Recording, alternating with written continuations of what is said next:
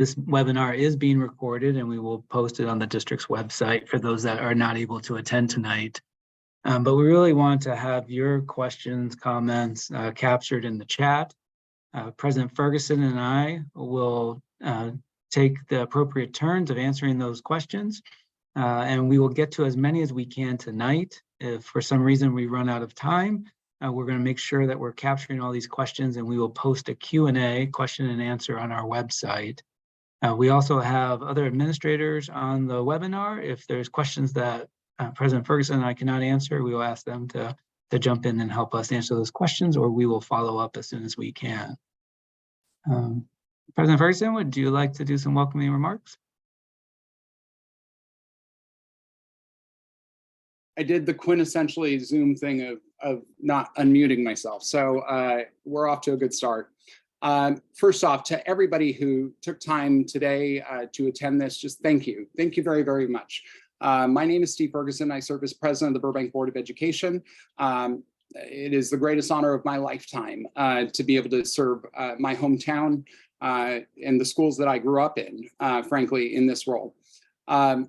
Tonight is about a pretty significant conversation, it is the core to what we do in education, and that is, it's a core requirement, and that is providing safe learning environments and safe workplaces for all those who educate and who participate in the educational process. A few weeks ago now, 3 weeks now, we had an incident at Burbank High where an uninvited individual made his way onto campus and committed acts of harm against our students. And that is an outcome that is both horrifying, but also something that we are working through actively to ensure, one, that we learn, two, that we have the appropriate systems in place to not only prevent such instances from occurring, but also to ensure student safety in the aftermath, and how we support students and staff and families as they live in a very, as we all live, frankly, in this world where we're seeing an increased commitment to violence over dialogue, an increased commitment to expressing what people are managing and dealing with through violent means. We saw yesterday the horrifying images of what happened in a school just across the country. And the reality is that education is facing unprecedented challenges when it comes to safety. But what we did see before spring break, the Board of Education called a special board meeting to begin discussions about next steps that we can take on the policy front, next steps we can take to improve facilities, and really next steps to begin listening to our community and taking in additional feedback. And what we found in that process, we had the chief of police and members of the Burbank Police Department in attendance, was really the advantages that come with living in a small town or a medium-sized town, medium-sized city, right? We have the potential to really deploy solutions quickly where possible, and to work with city partners like never before to ensure that we are doing our best to stay as up to date as new threats and new challenges to campus learning present themselves. So today, whether you know it or not, whether you have questions or not, whether you engage with us or not, we want you to know that you are a part of this process. You are a part of what we are doing and listening to as we develop our next steps. This will be the first of 2 safety town hall meetings. The next will be in person at Luther. So if this format doesn't work for you, or you're frustrated by it, or you don't feel that you can convey what it is you're trying to convey, the concept clearly, I want to invite you to either drop your email or information or your questions in the chat. We will follow up after with a copy of it, but you can also attend the meeting on Thursday, which is at 6 p.m., I believe at Luther. Just confirming, great. So there are plenty of opportunities for engagement, but what I want you to know more than anything, representing the Board of Education, is that we are all, whether we are staff, elected officials, committed to always trying to keep safe learning environments. And we are always committed to improving our systems. Again, we see what the world is challenging us with. To keep up with it, it takes a community. a community committed to safety, a community committed to changing campus culture. So that way, when we see somebody on campus that we don't recognize, the superintendent said, introduce yourself. Hi, what you doing here? How can I help you? Right? We've got to do all this work together. So no idea is too small, no idea is too big right now. And the Board of Education has asked the superintendent as a part of this process to come back to us with a report of findings within 100 days of the incident. So we are roughly probably a week out from the halfway mark of those 100 days or close to it. And we've got a lot of work ahead of us. So please, with your time today, we appreciate it, but please inform us where we can do and improve better. And we will certainly do everything we can in our power to, 1, take your feedback seriously, 2, incorporate it wherever possible, and 3, provide you information necessary so that you can make sure that your young one or those loved ones who teach or work on our school sites feel safe. So thank you so much for, again, the opportunity. Looking forward to the questions and the engagement tonight.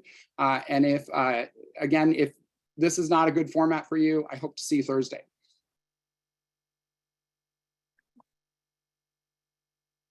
Thank you, President Ferguson.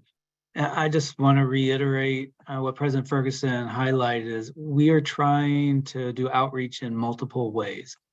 So we had our special board meeting on March 17th. That has been recorded. It's on our website if you'd like to see the materials that we used as well as the conversation. Tonight we're doing a virtual format because that is available to more people sometimes. But also we want to do an in-person town hall, which is going to be more of a conversation where we can engage.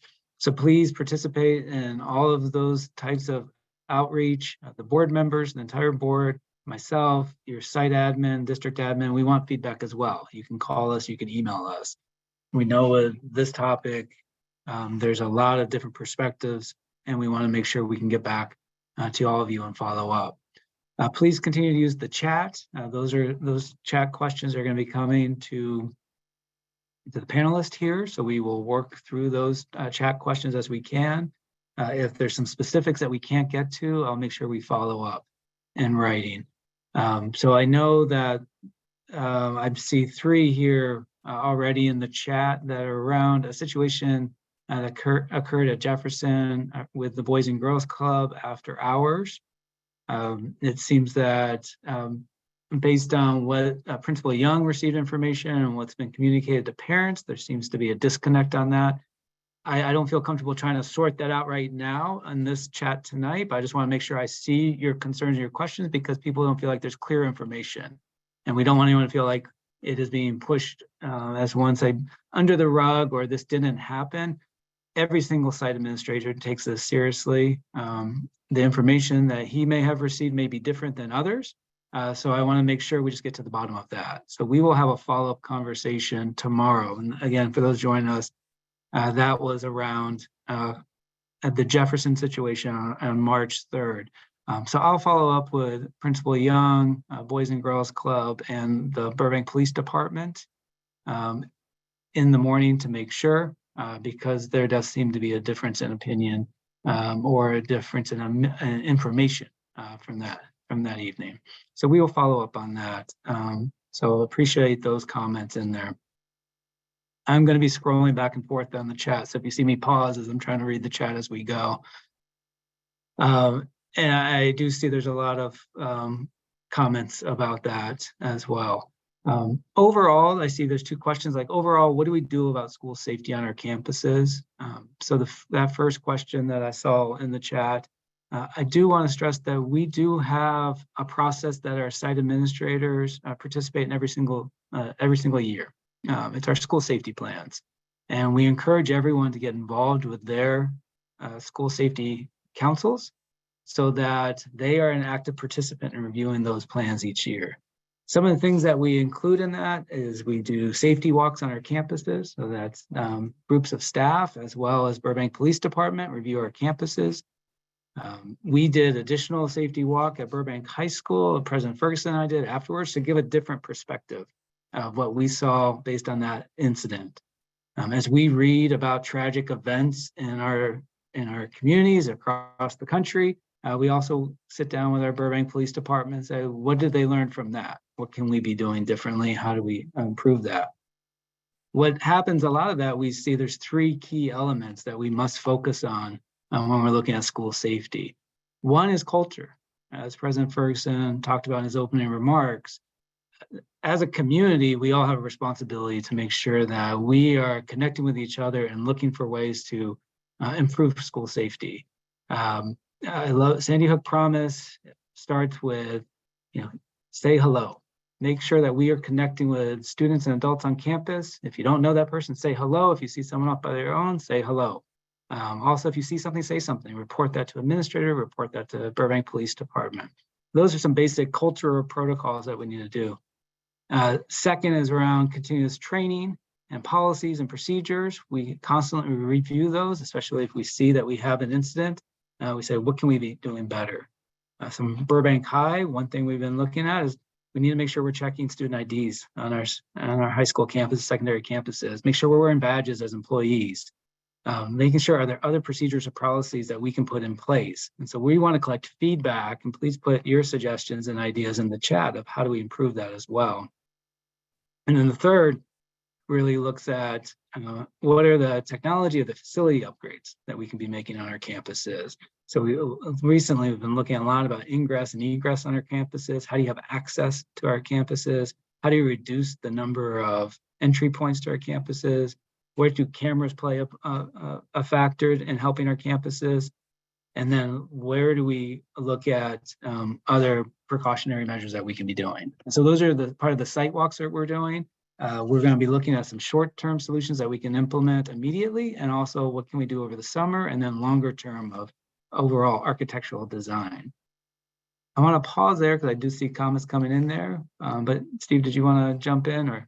Yeah, absolutely. And thank you for that. So first I do want to say, because this is in webinar format, you may not know there's additional panelists here tonight who are able to answer some of the questions that you all are posing. So Dennis Maxwell from Facilities, Kenny Knoop from Dolores Huerta, Dr. Greg Miller from John Muir Middle School, home of the Mustangs, to Stacy Cashman, our Director of Safety, Julie Marcuson from Burbank High School, John Paramo, our Assistant Superintendent, Matt Chambers, Principal at Burroughs High School, Assistant Superintendent Sharon Cuseo, and Rick Vonk from our Technology Department. So to all of our staff who are here tonight, thank you for taking time from your families to be here tonight and to help us as we navigate this conversation. Dr. Hill, I figured we could go in a back and forth with some of the questions that are coming in. So I want to take some of the conversations here. I will say that as a school board member, I'm restricted from kind of giving, because there are other school board members present in this webinar, a direct policy of this is what I want to do and this is how I'm going to do it. So what I want to talk about is, and what you'll hear me kind of say are kind of overarching themes or conversations that I hope we can have as a full board. So that way the public is more informed about some of the issues we are navigating. As Superintendent Hill said, we have walked the facility ourselves and also talked with a number of folks who are on site that day to have a very clear picture of what occurred, what systems went well, what systems, okay, we need some work and support. And we are working actively with our city partners. The Vice President of the School Board, Dr. Emily Weisberg, and I met with the mayor and the vice mayor to begin some of those conversations. And we are happy to kind of report out that they will be joining us for a campus tour so that we can talk about some of the issues that relate to campus access and that specifically relate to our joint use of facilities agreement between the Burbank Unified School District and the city of Burbank. We are so lucky to be able to have these recreational spaces and open spaces to be able to share with our community, but we want to make sure that it doesn't impact student learning. And we want to make sure that these campuses can remain secure in the ways that we can. So those are initial conversations. Those are going really well. And we will certainly report back with more. There was a question related to SROs, and can we have 18 SROs, one at each school site, so to speak. And you know what, I have to say, there's a lot to this question. One, first and foremost, government across the board is having a hard time with recruitment, with employee recruitment. It's impacting us here in the school district. It has long impacted law enforcement, including the Sheriff's Department, Burbank Police Department, as they try and fill as many vacancies as possible. Having 18 full-time officers fully supporting our campuses is a resource that we don't have in this community. We don't. There are 2 positions in total that the city is allocated funding for. 1 is currently filled. But I will say this, that I went to elementary school in the early 90s, and SROs originated in large part to accompany curriculum called the DARE program. A lot of us remember DARE.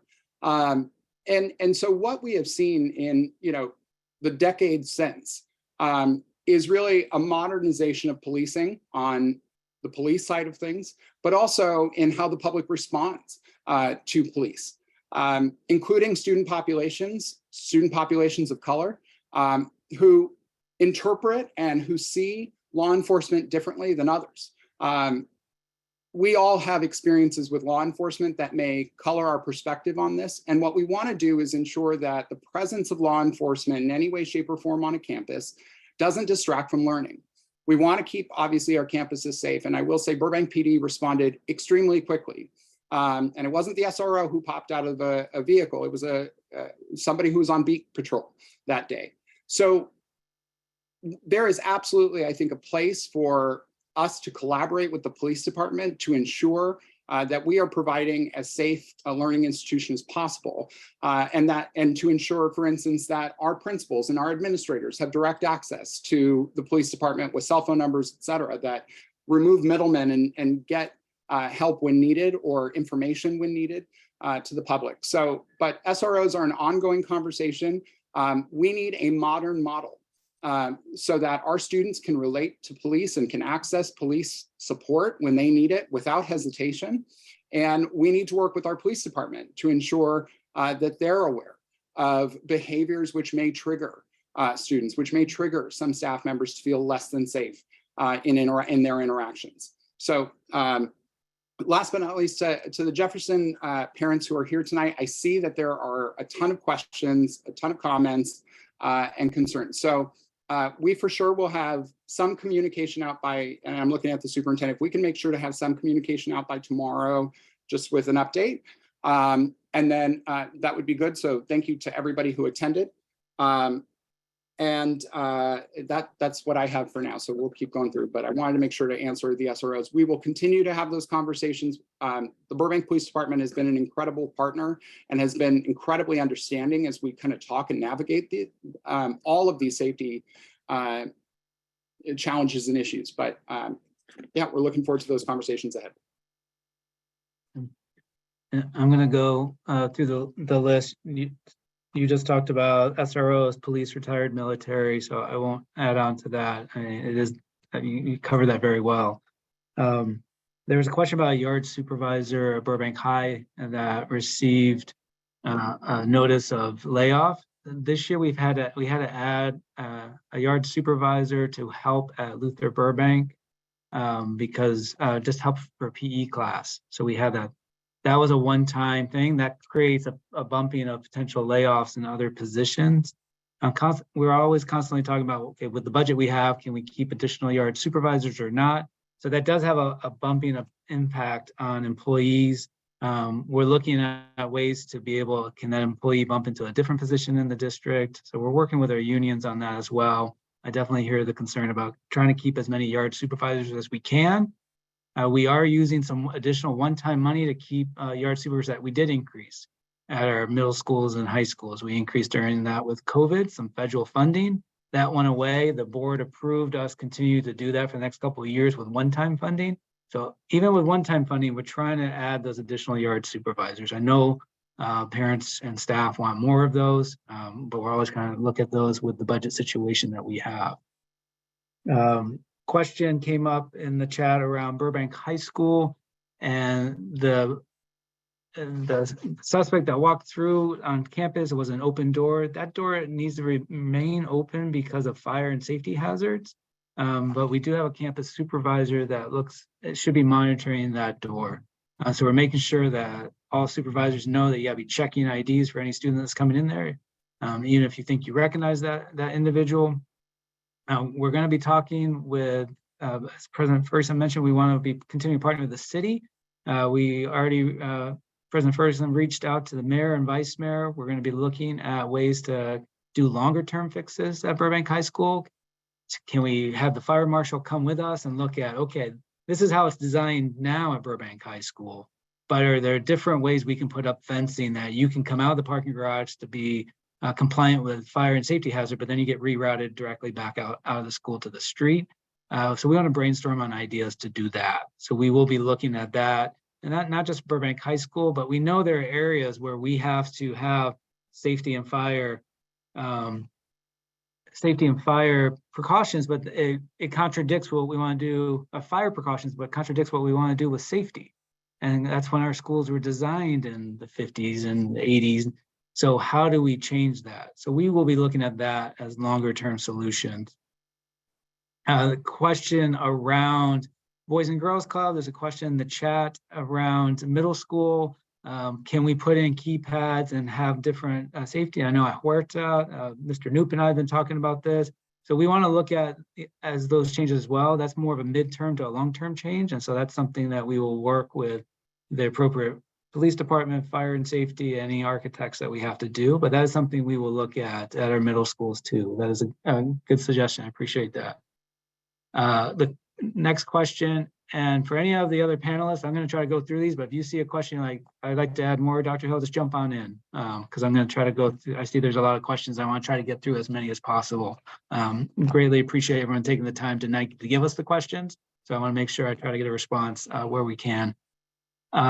Showing IDs for student staff, yes, not just at Burbank High. The question is, can we have staff and students wear IDs boroughs as well? And we definitely want to have those conversations, and that's somewhere we're going.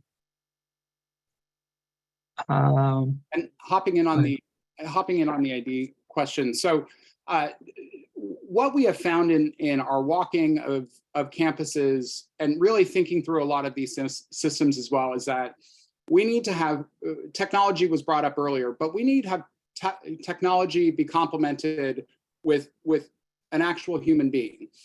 So as what we are trying to understand and look and identify are systems for potentially scanning in, where students would have to scan in. Yes, a piece of technology would read their ID card, but then an adult would verify that it's them, right? If you steal an ID card for a student, then you shouldn't have direct access just because you found an ID. So what we are finding are and identifying more and more so is where technology can be helpful and where it needs to be paired with an individual, with a human being, so that way it can be a reliable system for safety overall. So that's a component of this too. And to the superintendent's point on campus supervisors, without a doubt, we have heard feedback right and left that the number of campus supervisors that we need to needs to be increased. Our budget realities are real, and this is not a cop-out. This is not us trying to be evasive, but we need to make sure, obviously, that we are doing all we can to move those resources, and we're engaged in those conversations in real times.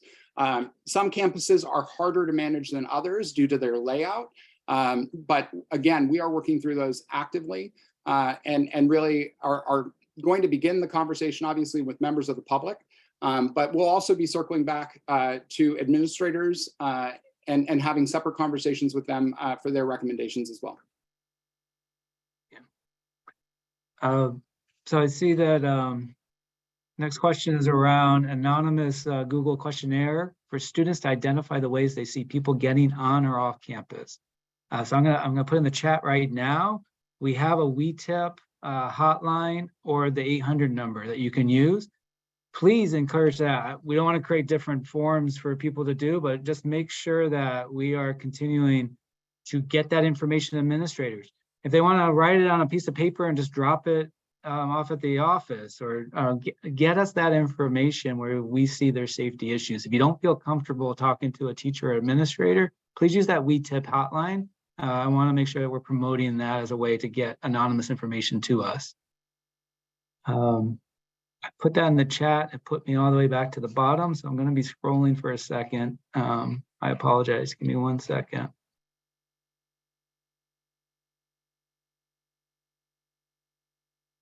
Let's see.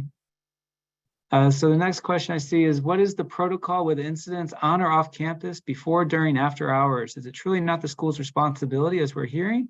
How can we attend before and after school programs if the school is not staying accountable for these incidents?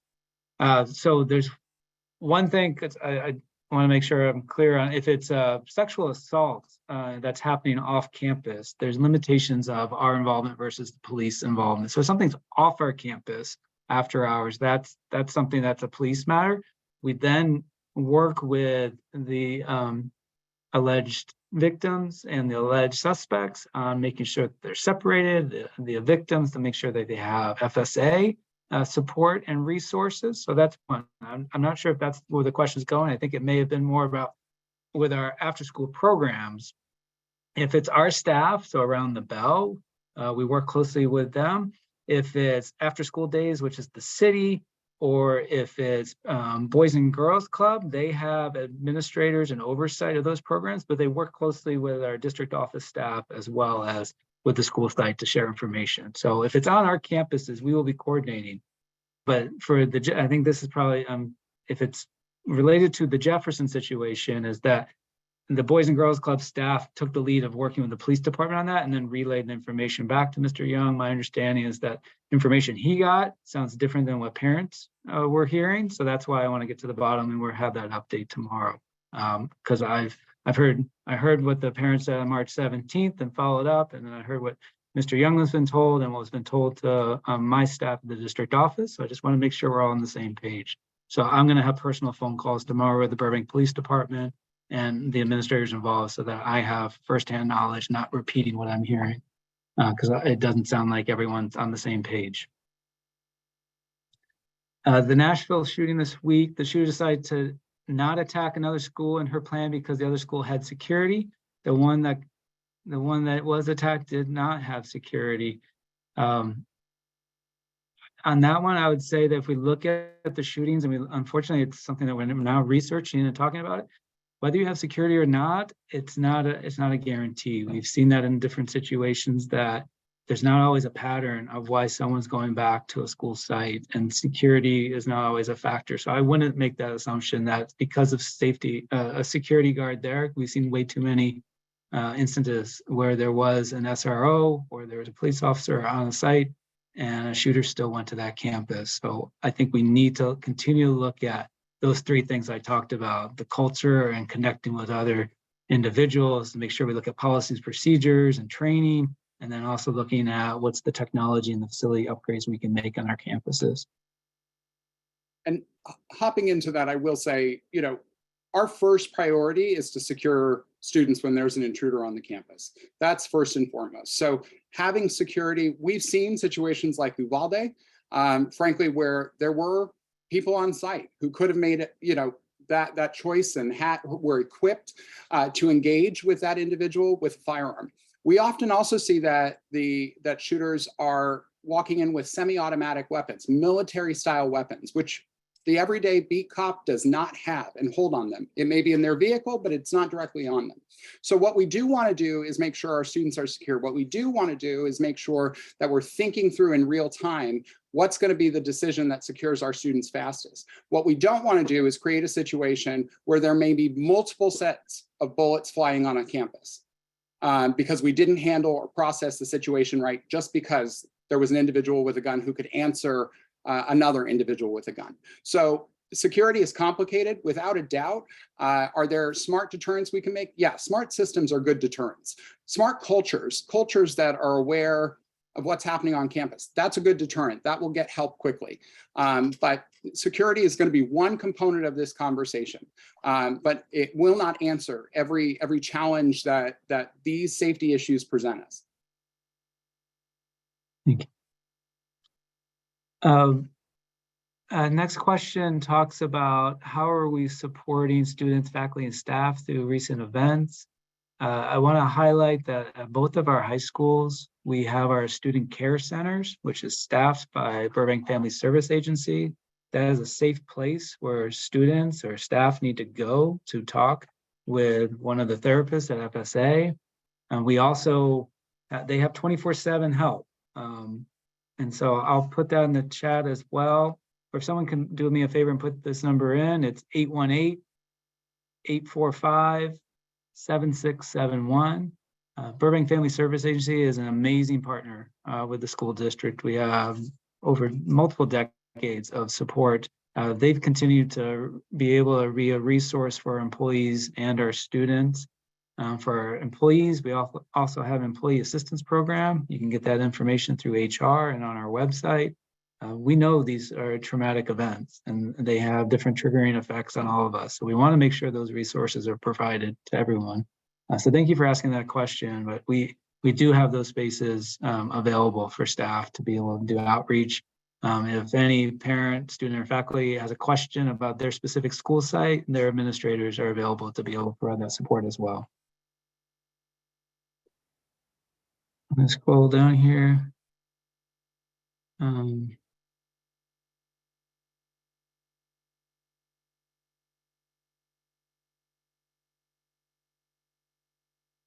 Next question is around staff wearing badges and students wearing badges. That's a constant reminder we just need to keep doing. We just get comfortable. We have an incident where we're wearing badges and then we take them away. So that's something we're just going to constantly be working with, all of us at all levels in the district. And we all need to stop each other and say, hey, excuse me, I don't see your badge. It's got to be a culture that we're constantly doing with each other. So thank you for that comment as well. Room numbers identifies interiors of rooms in an emergency. The person that wrote that, if you could just put in the chat what school site that's from, because we've done walkthroughs. I think a lot of ours are making sure we have those numbers. So I want to make sure we follow up with that specific school site. I think that came from Heather.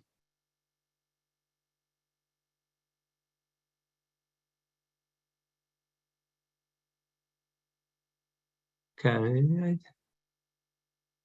Just a comment on there about, and President Ferguson talked about it, like that balancing aspect of if you have SROs or police officers on school, what is that balance?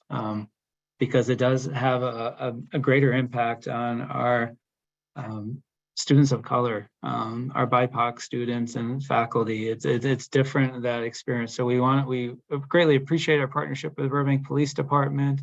We want to make sure that we have the right protocols and safety measures in there, but having 18 additional police officers on each of the campus, one, as President Ferguson talked about, just the resources available to do that, and then two, making sure how we structure that in a way that we still have a safe and inclusive learning environment. And I was going to hop in for the next one from Christine. I've asked this question before and I'm asking it again today. Would you help me understand why Burbank schools have a lot of non-Burbank residents attending Burbank schools? And then it goes on to talk about loss of community connection as a result of it. I'm sorry that you feel this way, but first and foremost, our educational institutions in this town serve primarily Burbank students. Having said that, California as a state is growing older. And currently the way education is funded is by enrollment, is by attendance. And so as a result of that, districts have very limited tools. We can pass a parcel tax, which this district has attempted to twice, but you need to get 66.7% of voters to approve a parcel tax. You can approve a bond, but that's usually for facilities. It's not going to be for personnel. And then the last thing we can do is related to our funding mechanism, and that is enrollment. So what we have done is allowed those part-time workers who work in the city of Burbank to be able to drop off their kiddos in the morning at our educational institutions. And it is a privilege to host each and every one of those students. To infer, whisper, or to insinuate that our schools are any less than because of those young people's participation in our educational institutions is a level of dog whistling that's inappropriate, not acceptable, and not who we are as a community. So that doesn't demonstrate who we are. What demonstrates who we are are building capable and safe learning institutions, which we do, that deliver high quality education and every day relentlessly. If I have seen anything throughout the course of this, it is the attentiveness of our staff working around the clock to make sure that parents and students have questions that are answered, fears that are dissuaded, and our student population who is so ready to help. And while we find appropriate, pathways for them to support us in this moment and to help us without triggering alarm or concern, I just have to say, whether you're a student, whether you live in the city of Burbank or not, if your students attend Burbank schools, it is the highest privilege for us to be able to educate them, and we will continue to do so. So we do have, I believe it's around 1,400 students, somewhere around that range, over 1,000, just over 1,000 who attend, who are from outside our school district. Over 12,000 attend who are from in our district. So I realize that there are different impacts with enrollment, et cetera, but I want to be very clear that these students aren't, bringing problems, and to insinuate otherwise again, it doesn't represent who we are. So thank you for that. And I just want to add a little more as well, is that these are the children of the employees of Burbank. These are the children of our teachers, our police officers, our business owners, working in our studios. There's clear criteria it's actually a higher bar and criteria for discipline, attendance, and grades to be on a permit in this district.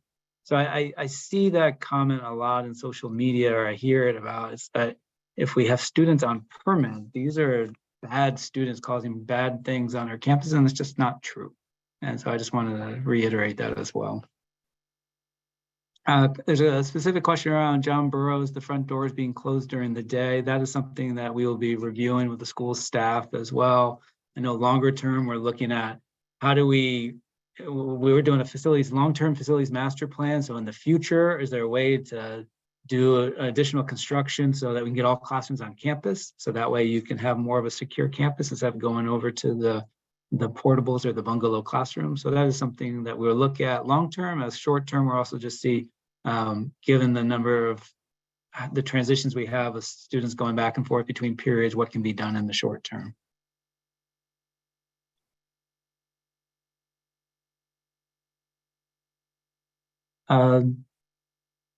So there's additional questions about just around the after school program, Boys and Girls Club, and just the keypad system around the bell. So we'll look at that.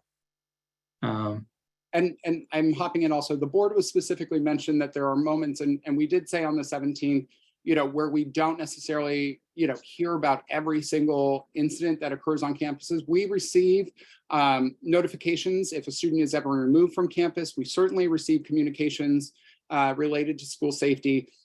There may be, as throughout the course of an investigation, a time where it's not appropriate to bring the board in at a certain moment in time yet. So if you hear us and we haven't heard about it yet, it's going through the process. The board plays this kind of unique role in public policy where we both serve as a judicial body and a legislative body. So in employee personnel issues, for instance, we serve as a final court of appeal in many regards. For students who are facing expulsion, we also serve as a hearing body in that. So state law and a lot of different rules and regulations control how information at times needs to get to the Board of Education. So it's not a lack of care, it's not a lack of systems. And where we don't have information, as you can see with the superintendent, we ask for follow-up rather quickly. So just answering those specific concerns related to the board not being aware of the situation. We are certainly getting information, and I know the superintendent will update us tomorrow as well, just on the status of, based off of what information he can share and what is appropriate. Last thing I will say, and it's related to this, is that we have a responsibility to create as safe a campus as possible in terms of accessing, you name it. Absolutely, fundamentally, that's us. But as soon as a crime is committed, it is our job to package what information we have and to turn it over to law enforcement. It is not our job necessarily to adjudicate or to get involved in cases as soon as a law is broken in some situations. So it sometimes is the case that the school district is not the one that really can afford a remedy, although we are responsible for preparing and gathering the information, making sure the student is as okay as possible, and making sure that that transition and that handoff is as smooth as possible so that we don't interfere with the investigation in any way. So just want to explain a little bit as to one, our role, but two, also why the board may not be clued in about every detail in every moment. We hear often a lot from parents before we'll hear from either a law enforcement agency or not, but we certainly wait till we can confirm information and we know that that information being shared won't be harmful. There's a couple of follow-up questions about why do doors still need to be open? Why can't they just be locked unless there's an emergency? There's certain fire code laws that certain doors have to be unlocked at all times. We can't just lock and unlock them. We can't chain them. So that's where we have to look at longer term designs. These were designs in mind, again, decades ago, about just making sure people can get out of a parking garage if there's a fire. But they didn't think about people. That's when we had more open campuses, quite frankly. We used to have, it was a different time. We didn't have in the 80s school shootings like we're seeing now, or people getting onto our campuses. So we now have to look at fire codes as well as safety codes. So that's why we have to look at those now and see if we can do a redesign. And my comment when I say should be monitored at the garage is there is someone at the garage. We need to make sure that they're checking IDs for every single student.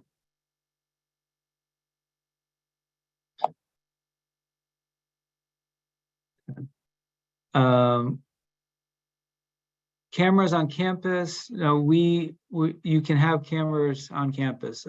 That's something it's a funding issue. I know Burbank High School over the last couple of years has been able to use the site money to do an upgrade on cameras.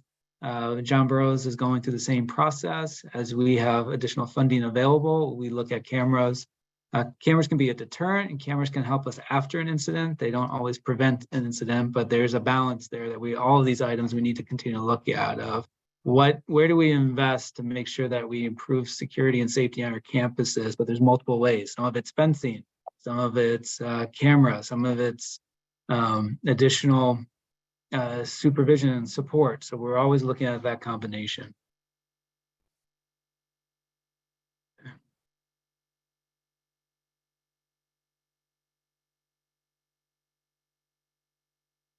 Yeah, I see they're still upset with my response about Jefferson. Again, you have my commitment that I'm going to talk to individuals directly, and I will have an update tomorrow.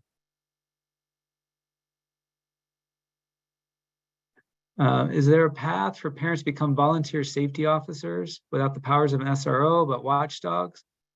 That's something we can look at. I know in other school districts, they've had like a dad patrol, or it's just having additional adults on campus. They don't serve as an SRO or safety, but it's just having additional trained volunteers to be able to be out there. So we want to look at the pros and cons of doing that, and we want to look at those models. But that's something we will look at. So I appreciate that suggestion there. I will say with parent volunteers serving in those capacities, what often becomes a challenge, for instance, is if a student will lose face with that parent if they come forward in some instances. So we do, this is where I think, campus supervisors do establish that perfect middle ground. Students have varying relationships with their peers' parents.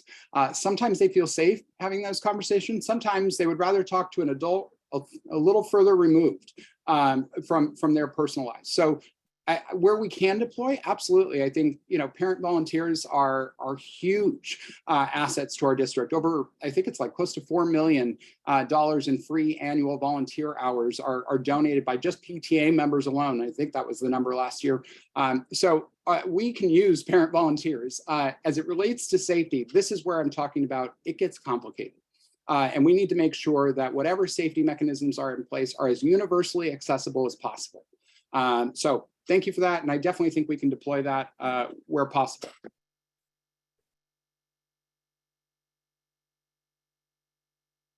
Looking through, there's a couple comments about just making sure that we're locking gates after school, before school. And so that's something we're going to be looking at.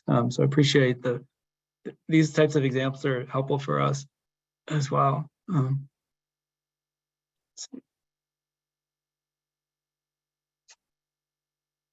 This question about kids skipping class and come and go as they please. We talked about this on the 17th, and we mentioned at the start of this meeting as well, is that we all have responsibility to say, don't prop doors open. I've seen on campuses where there's a cone or a backpack, and we remind people constantly to be able to make sure our campuses are secure. Students should not be skipping school or skipping class. 2, we shouldn't be making it easier for them to get back on because we don't know who else is going to try to get back on that campus. There's another question there about making sure that student IDs, if they leave the school, we're collecting those, and we're looking at is the way we maybe potentially scan IDs. We gotta make sure what's that flow onto campus in the morning. If you have over 2,000 students coming onto campus in the morning, how do we scan those IDs? But different ways that we can be focusing on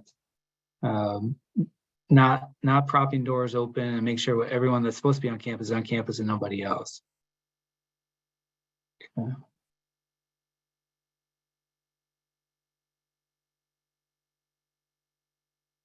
Yeah, I understand. I'm just reading the chat. There's still a lot of comments about Jefferson. I'm scrolling through these, so bear with me 1 second.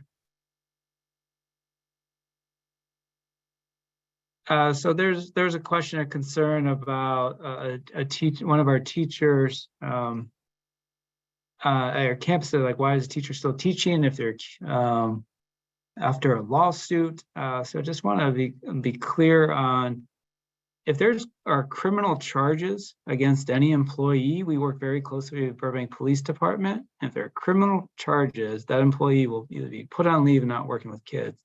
If there is a civil lawsuit, again, no criminal charges, that is something we do an investigation process and make sure we work with and make sure our students and our staff are safe. So I always want to delineate between what's a criminal charge and a civil case. And so that just highlight that. And I can't go into much details about specific personnel matters, but I've seen that question a couple of times. And as it relates to the question about certain doors being accessed required for fire code, is the city aware? A part of the reason why we invited city officials, and I said, bring the fire marshal, is so that we can have these conversations. When these schools were built, there was, again, as Dr. Hill kind of referenced earlier, there was it was different. Now we are looking at campuses differently. Now we are looking at campus access points differently. So some of those access points cannot be secured. They need to be push bar doors for fire safety. That also, we do not want to solve one crisis and potentially create another. So we are going to work with our city partners where those push bars don't make sense. I will say, I'm not going to also get specific in this format, and the district will not get specific necessarily as to every door that we're looking at, as some of that does need to remain confidential. But I do want you all to know that our city partners are engaged. And I have to tell you, so far, been highly responsive to our needs. So where we could potentially be navigating fire code more effectively in order to secure some spots, we are working actively towards that. And if there are solutions there, I'm pretty confident we will hit those.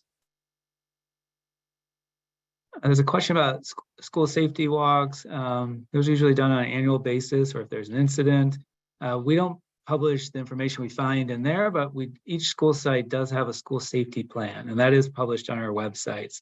Not all the information on our safety plans, clearly we're going to publish. We want to make sure that there's certain things that we don't publish, but you can read our high-level school safety plans. And if you want to get more involved, please join your school safety committee at each of your school sites.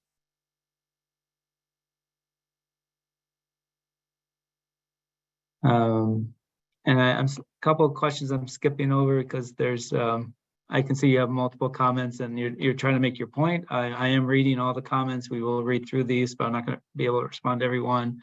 I know we're all passionate about what's the right solution. So I just want to acknowledge that. Even if my answers or any of our answers may disagree, we want your feedback and suggestions. I see people making their points and they want to stress that. We're reading that. I always reflect on these. At the end, we may not always agree. I mean, since some want different solutions, but I appreciate the comments and the feedback.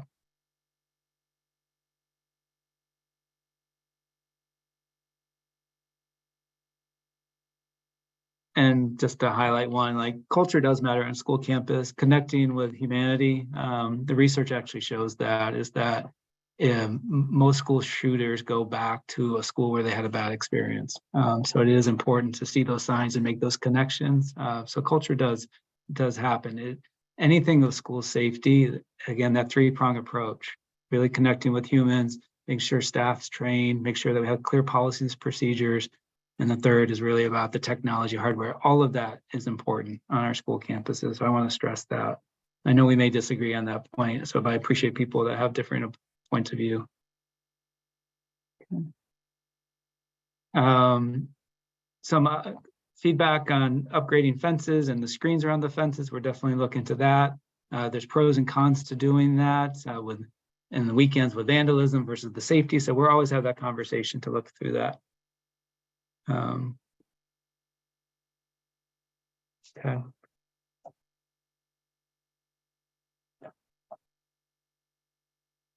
gonna try to scroll through these here. I see there's about 70 questions I haven't got to, so I want to make sure I keep going through these fast.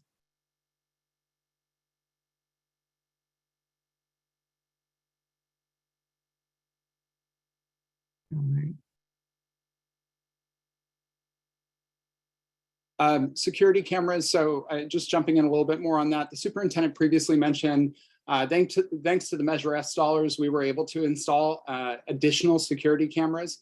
Technology has moved rather dramatically in the past decade, even since the bond was passed. And so what is good is that cameras are becoming more and more accessible.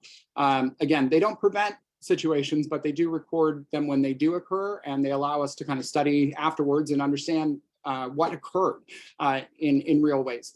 It is possible to add extra cameras over time. We've got to make sure, remember, you're not going to just buy the camera. You've got to buy the support software, which usually has a license agreement as well. So there is a financial component to it. It is getting more affordable, but it has previously been cost prohibitive to maintain cameras. They're also, remember, outdoor cameras, so they need to be weather resistant.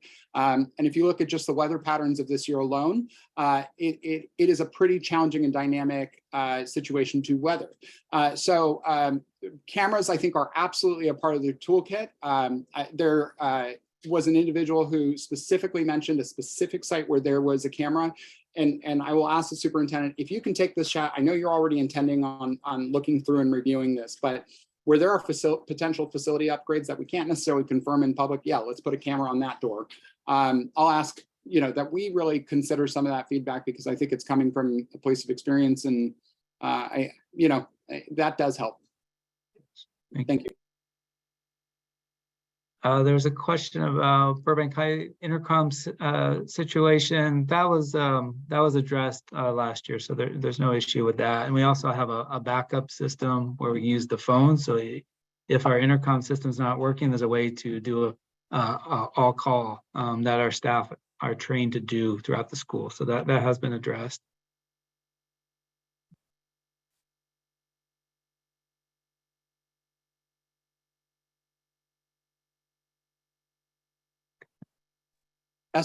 There's an additional comment about might there be an opportunity at the elementary school level to create a new model and culture around school resource officers, changing the culture and starting with the youngest and most vulnerable students? Yes, absolutely. I think we need to understand the level of access that all of our young people have to police and to police services. I grew up in this town, as I said previously, and one of the first things I was involved in was a team called Burbank Police Youth Relations, which worked to improve relationships with police within the community.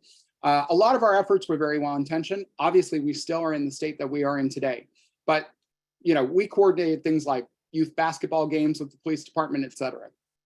But what we've realized again is that adults don't go talk to police officers to play basketball. Adults go to police officers to report incidences of safety. And we need to be sure that students are clear about that and that they are fully equipped to go to those officers prepared so that they can get the assistance they need. And on the other side, we need to make sure that those officers are prepared for what they might hear from a young mouth and a young mind, and be prepared to support that student if how the message was delivered came out in a way that may trigger other concerns, alarms, et cetera. And remember, at the end of the day, this is a young kiddo that we're taking care of. This is a young kiddo that's coming to them in confidence and understanding. So I think absolutely there's an elementary component to that. There's a certain level of excitement for some students who see people in uniform. For others, not so much. So I think we're really trying to find what that looks like in order to create accessibility across the board. But I think a great suggestion.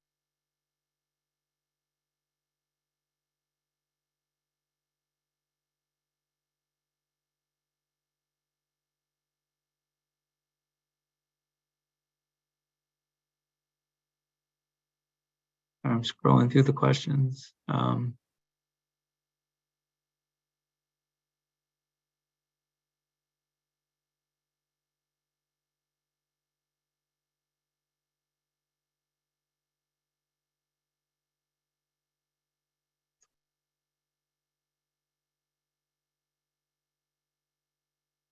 Yeah, there's some suggestions about additional cameras or ring cameras on gates to be able to do that. So I appreciate, keep these suggestions coming. We'll look at that at our school sites. There's a question that says, can schools hire additional security if we raise the money? Okay, this is a great question. One, we are blessed to have a number of schools with great financial means to fundraise. We also have a lot of schools that don't have that same capacity, who still have wants and needs like everybody else and like every other learning institution on campus. The challenge with fundraising to pay for positions in particular is it's an ongoing expense. So as many of you know from your involvement in PTA or with boosters or fundraising committees, you can have a really committed class of individuals take over and things are great for 5, 6 years, et cetera, until those folks kind of graduate out and then new folks take over. And sometimes they don't have the same time that they can commit, or they don't have the same kind of enthusiasm or energy for the work, but they're really still committed to doing some aspect of it. And as a result, the fundraising declines or whatever may happen, or they can't have the same number of events that used to fundraise for the event. And then we are left without funding for that position, which is an ongoing cost for the district. So there are definitely ways that you can help fundraise to support safety on your school sites. There are ways for that, but it's really challenging with ongoing positions to use fundraising dollars from parents and booster organizations to hire long-term and permanent employees.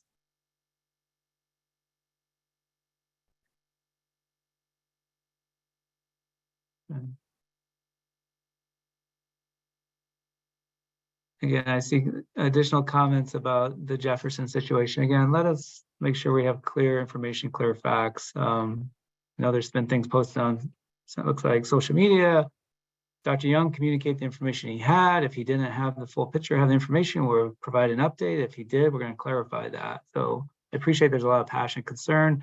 I do want to stand up for my principal and my administrators that they care about safety of all the students, that we don't try to push anything under the rug. We relay the information that we have. Now, if for some reason there is a miscommunication, we will correct that. But I honestly believe that Dr. Young has shared the information that he has. But again, I will call directly the police department, make sure what communication was relayed and shared and what wasn't. So I appreciate everyone's passion on that. But in this situation, let's make sure we give everyone the benefit of the doubt. No one's trying to cause harm to any child. There's a question I know it talks about President Ferguson asked for the last 3 years of Title IX concerns. So that's something that we're going to be pulling as staff. We're pulling information of anything that's in our student information system that we log as sexual assault, sexual battery, abuse. We're making sure that we have clean data in that, and then we will give that trend data to the board.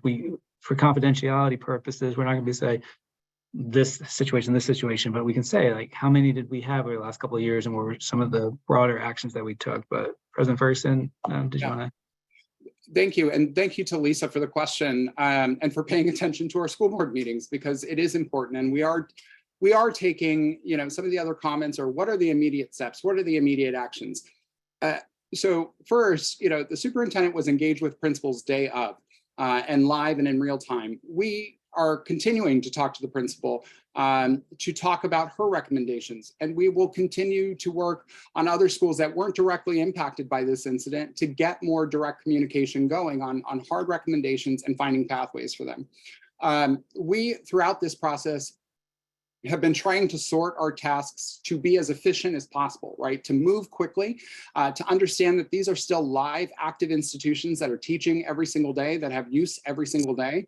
So where some systems can be changed to direct student traffic in certain ways, those conversations are happening now, and in some situations have already been deployed.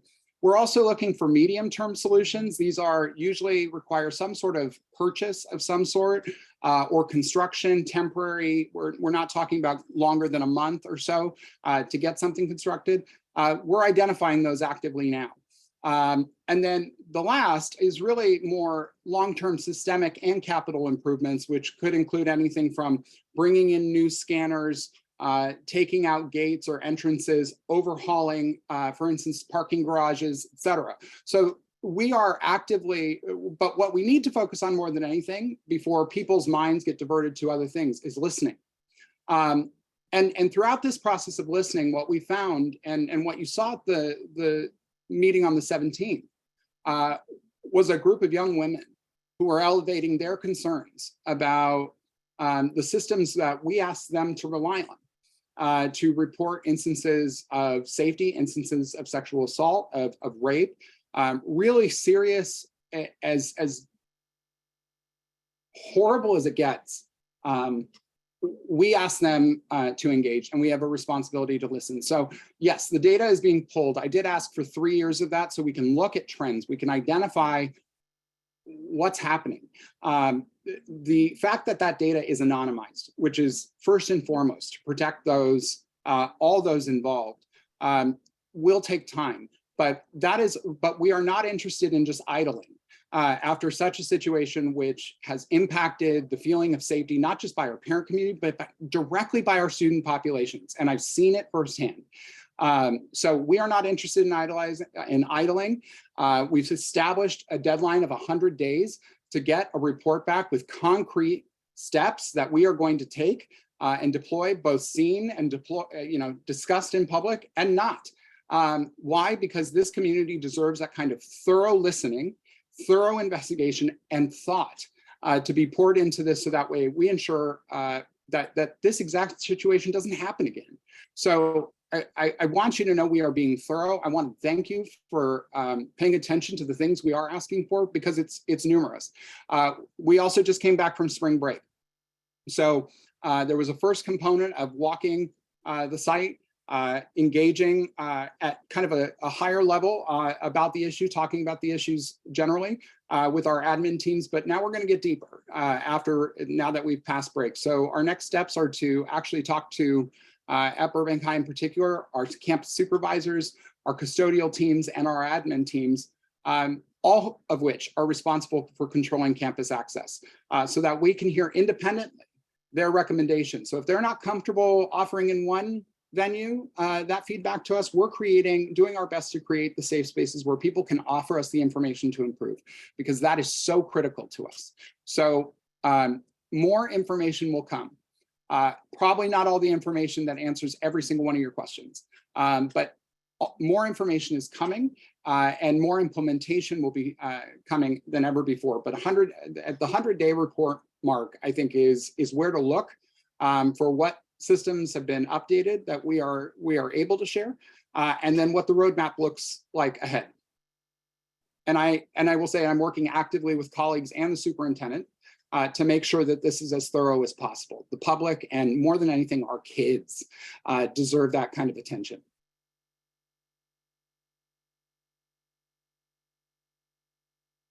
So I see, going through, make sure, I see I skipped a question here about just active shooter scenarios.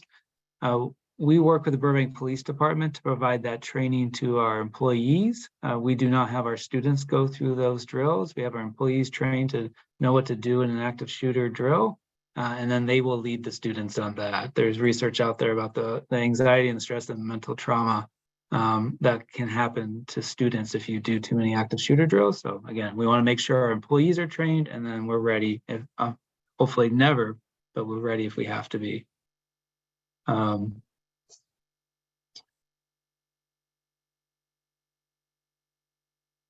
then it was a question about counselor-student ratios.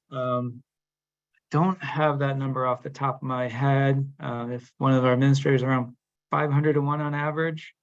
Academic counselors, not mental health. Yeah. 450 now. 450. That's academic counselors that can do a referral to FSA or a psychologist. And so our FSA is our mental health counselors, if that's the question. And so we do have Burbank Family Service Agency at every single school site. So they have school-based counseling. Again, at our high schools, Burroughs and Burbank High, there's a walk-in student care center where students can get resources and also get supported. And then there can be referrals for additional counseling and support. The question is like, can we cut the district office administrator positions or do furloughs only at the district office level to provide additional campus supervisors? And so that is a question we've had cuts during budget cuts. When we started furthest away from the classroom, we started at the district office. In the past, at times we've had to do furloughs. Again, that you have to look at the balance of, do you have all the support staff to be able to run an organization of over 14,000 students, 1,700 employees? I know a lot of the times is like, just cut the district office, cut the district office. We've done that time and time again, and you will see that to be able to run an organization this size, you need positions at all levels. And so it's not just cutting everybody to have more campus supervisors, find that right balance to have a well-operating organization. And I will hop in as one of 5 members who votes on these prioritizations. And I will tell you this. One, this is not about preserving a fat cat class at the top at all. And our administrators, especially whether it's on site, frankly, or at the district office, do work around the clock because we are so short-staffed. And because we are short-staffed at this time, there are many opportunities that we miss out on for grant funding, things that are time-intensive projects that could bring opportunities to young people and the students of this community. I realize that's an opportunity cost, but it is a reality we are actively navigating constantly. So to our administrators who step up constantly to fill that void, we appreciate them.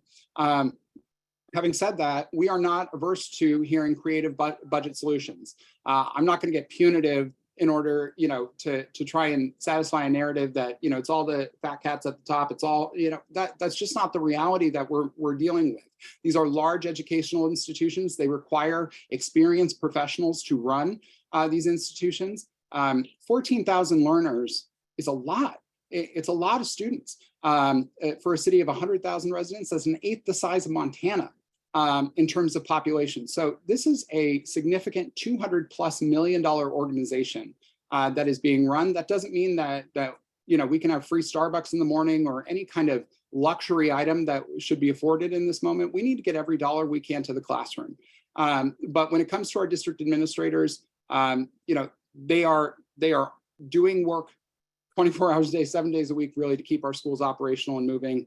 The likelihood is that a good school district would be well served by more administrators trying to create policy systems, you name it, to create more compassionate learning environments and opportunities for our young people. So I think the long-term solution involves more administrators, not less. But I really do welcome creative budgeting as we try and deal with what funding we get allocated, which is not enough. And which doesn't ensure that your students get every opportunity that they deserve. So that's why so many of you are fundraising all the time. So it's real, I get it, and I appreciate the willingness to make a suggestion related to our budgets, but I will tell you, we really aren't in an excessive place with spending at the district office in any way, shape, or form. I see another suggestion about, can we ask studios to make tax deductible donations? Burbank Arts and Ed Foundation does a great job of raising funding for our schools. We We accept anybody can make a tax deductible donation to our Ed Foundation or to the district for safety needs of others.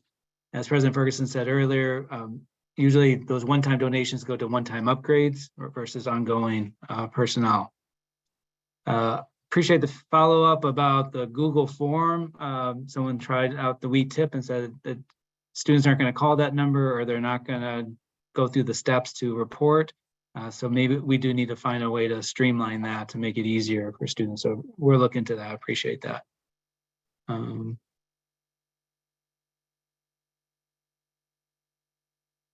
I see there's more comment. Just advocating for SRO. Yeah, I see your comments. Appreciate that.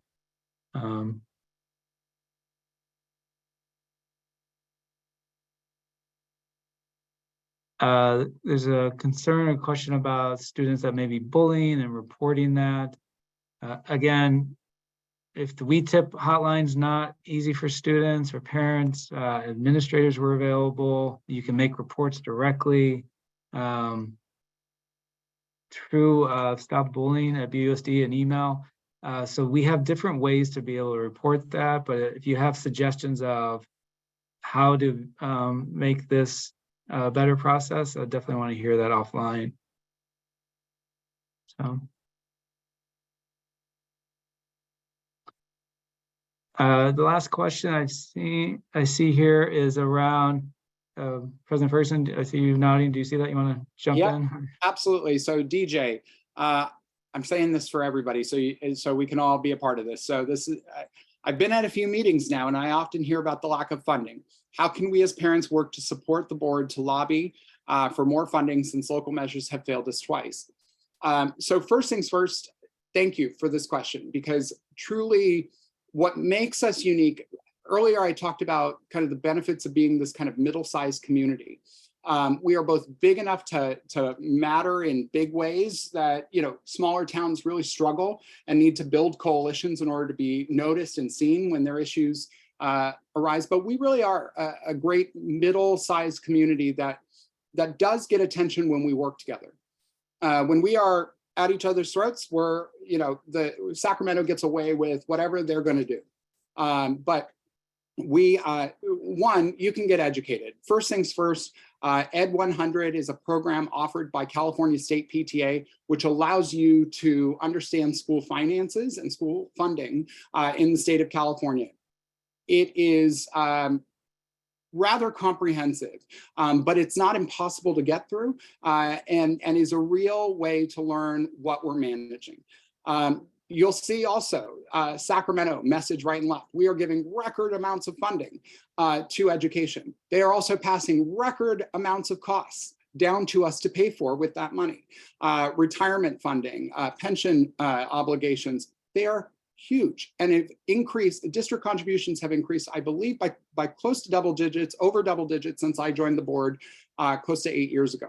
So if any one of us had an increase to our home budget by 10% just constantly, that we needed to accommodate, maybe some of us who got a raise every year could accommodate that, but we've had to accommodate cuts, raises, drawbacks, you name it. And we also live in one of the most expensive housing markets in the country. And so doing our best to also keep our employees competitive so they aren't commuting 2 hours every single day, although many do, if not longer, to get here.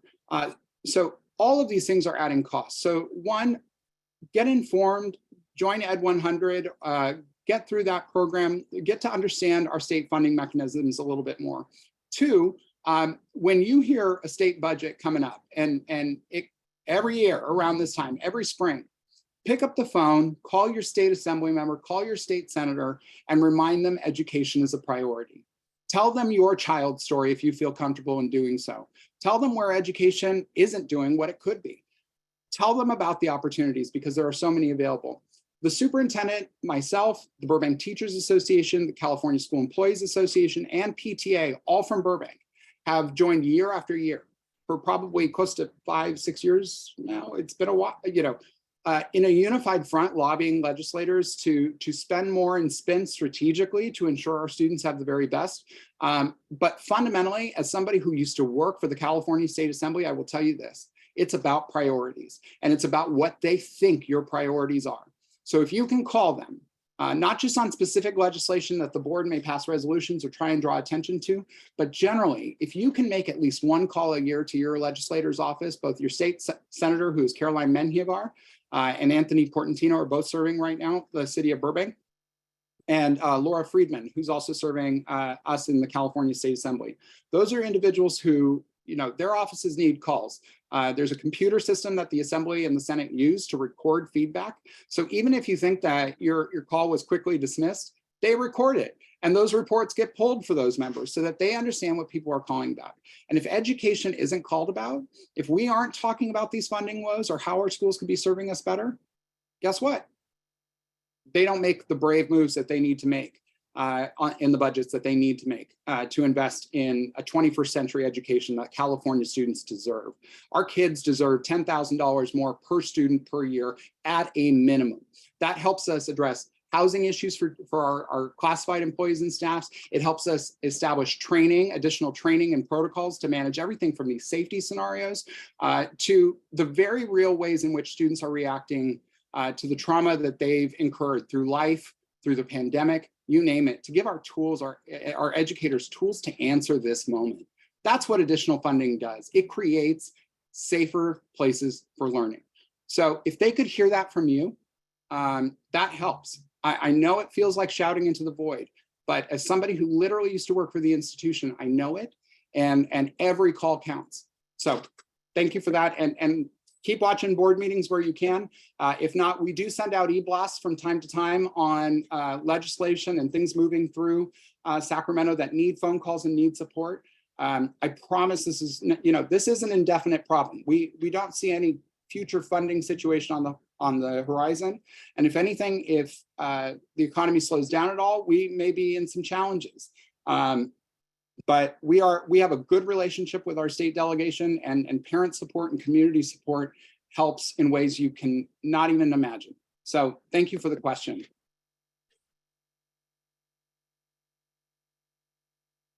There's a question I see is about, do we have a grant writer take advantage of Cal OES funds? We don't have a grant writer in the district, but that is something staff and I are looking into, and it's just another responsibility that we will add to our plates, and we will be looking at those, see if we can apply for additional funding. Go ahead. Hopping in on the OES grant. So a lot of those are primarily formed for religious institutions to provide security for religious institutions across the state that are a target of hate crimes, et cetera. Are routine targets of, unfortunately, hate crimes and other acts of violence. So there definitely are some grants that are accessible, and we are already working with members of the legislature on the back end as staff researches on their end, where members of the legislature can be helpful in moving some of those OES grants through the approval process in the governor's office of emergency services.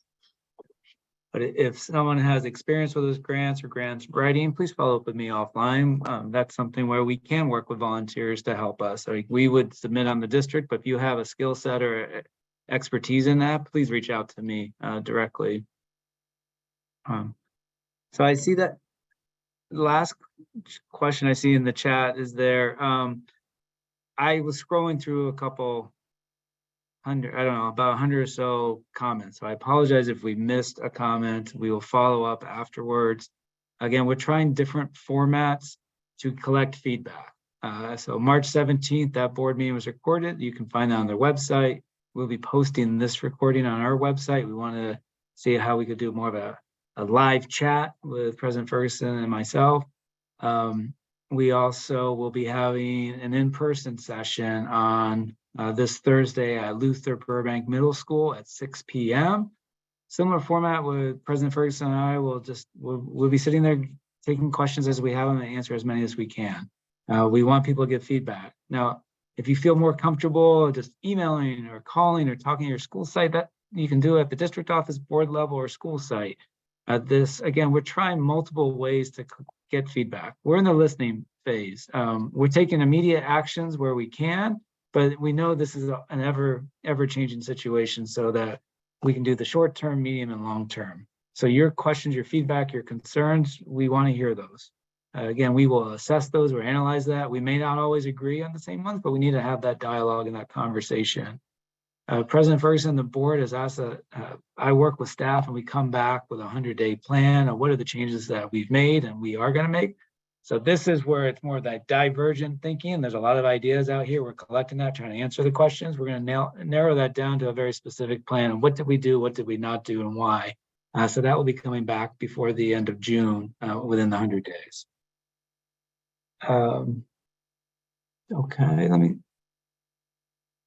and then, excuse me.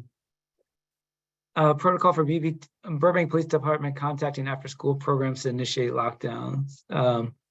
I'll go back and make sure that we double check on that. Okay. There's no meeting tomorrow at Jefferson. We're going to make sure there's a written communication coming from Dr. Young about the situation. We'll make sure that we all have the same information and we're communicating that clearly. But I want to go ahead, Steve.